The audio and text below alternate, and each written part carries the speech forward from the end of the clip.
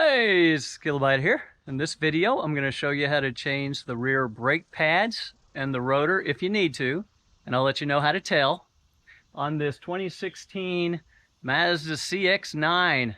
So be safe. Got a jack stand under there. I got the front wheel chalked on the other side. It should not fall. Be safe.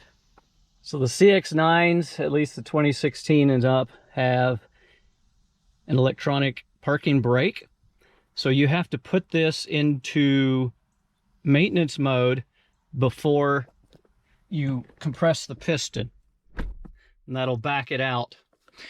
The way to do that is, all right, so with the ignition on, I'm going to push down on the gas pedal all the way. I'm going to push down on the parking brake. I'm going to press start stop. 1, 2, 3. Can you hear that? You should be able to hear the electronic parking brake backing off from the piston. You know it's in maintenance mode because the parking brake light is still on. We're still on. The ignition's still on.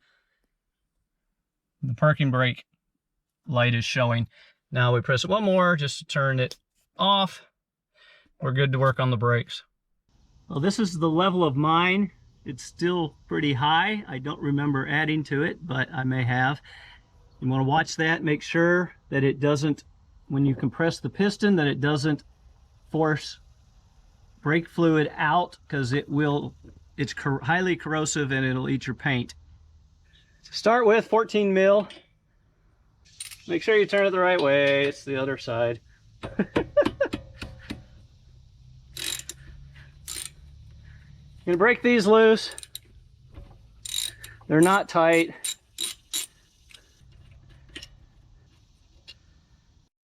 These are the same.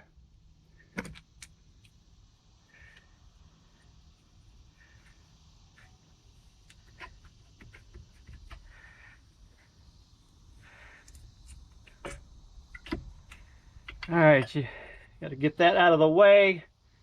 So unplug the wire, the connector going to the parking brake.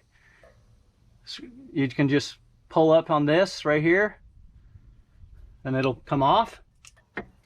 Have that hanging, not by the brake hose. So these will come out of the dust sleeve. These are not the same. Let's pull the dust sleeve off, then pull these out. The bottom one has the little black end on it,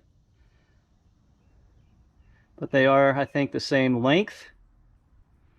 So in case you aren't aware, the CX-9 is rear brake biased. That means that it actually uses the rear brakes before the front that we're going to wear out. 80,000 miles, and these are almost gone. And yeah, it just pulled out from the top easily.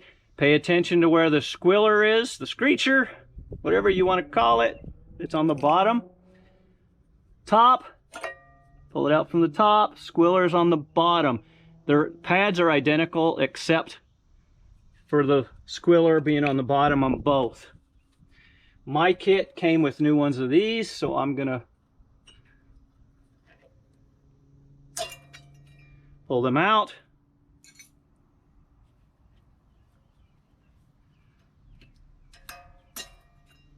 If you have some brake cleaner, it's a good idea to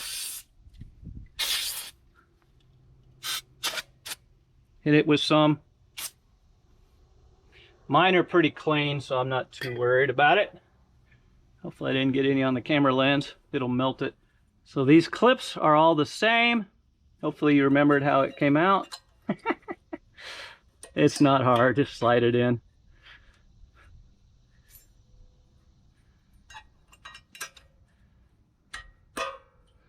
That's all there is to it.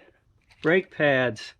If you want, you can put some of the caliper grease, synthetic caliper grease, and brake quiet.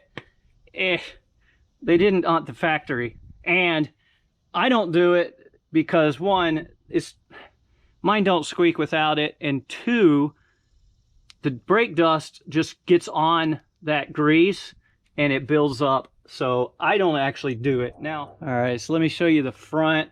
It's easier to see. Push this down. Hold this back.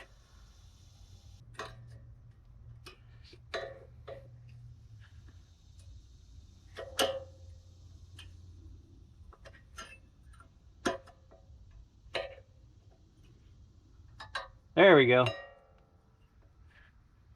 Now we got the back one. Make sure you get the right one, and don't touch the pad. Try not to touch the rotor.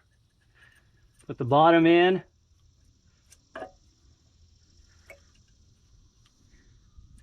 And slide the top.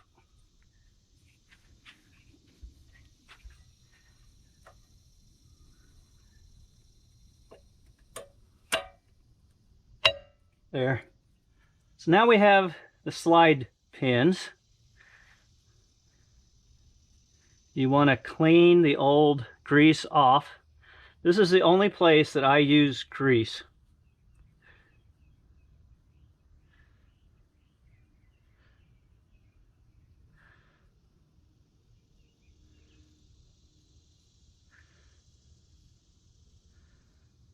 So just get some grease on there. It doesn't have to be much. That's not much. Right there. That's all you need. Now I'm going to slide it in through the dust boot. And I'm going to push it in so the dust boot comes all the way up.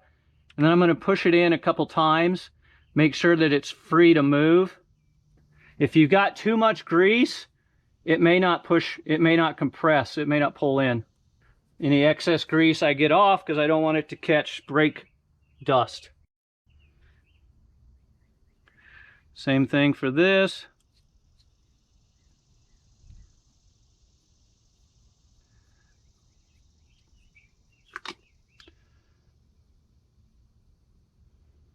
Try to keep it centered so the boot doesn't pull all your grease off. There.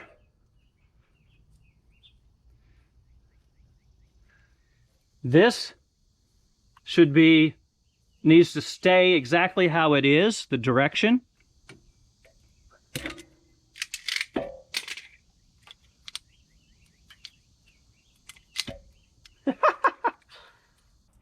You need to compress the piston.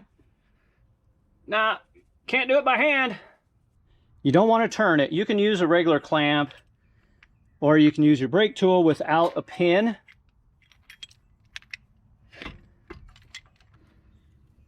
We're going to turn it in, and it's not turning. I don't know that you can see this, but the outside one is not turning. It's compressing easily. Okay, it is. I've hit resistance. I'm stopping.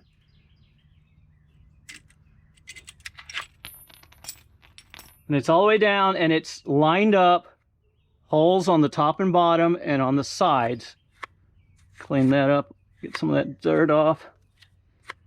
On your rotor, when putting the brakes on, if you can feel a shudder or a vibration coming from the back of the car, then it may be your rotor is warped. Then you would want to replace it.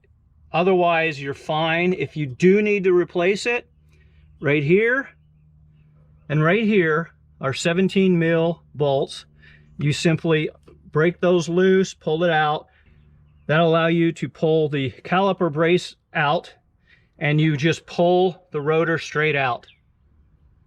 Then your new rotor, you just slide it on, slide the caliper brace back on, put your 17 mils on. I'll have torque specs in the description. Now with the piston compressed, maneuver it back. You're going to have to slide that in.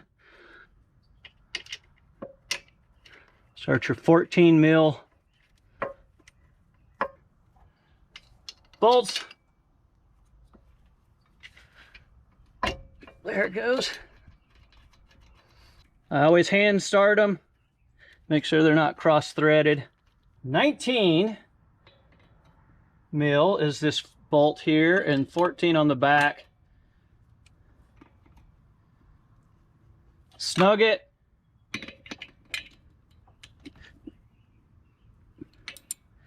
Now you want to torque that down. So if you did replace the rotor, those 17s, the manual says that it's 63 to 75 pound-feet of torque. For the caliper ones, it's only 16 to 21.6 pounds-feet of torque. I will be using 240 pound-inch, or most people will say inch-pounds, to torque mine. It is not much, so be aware, they don't take much. If on these bolts, you can use a little bit of medium strength Loctite if you want. Same with the caliper ones. Are we done? Almost. So right here, this is just electric tape wrapped around it, and mine didn't look particularly the best, so I put some more electric tape on mine. You might want to check yours. Plug that in.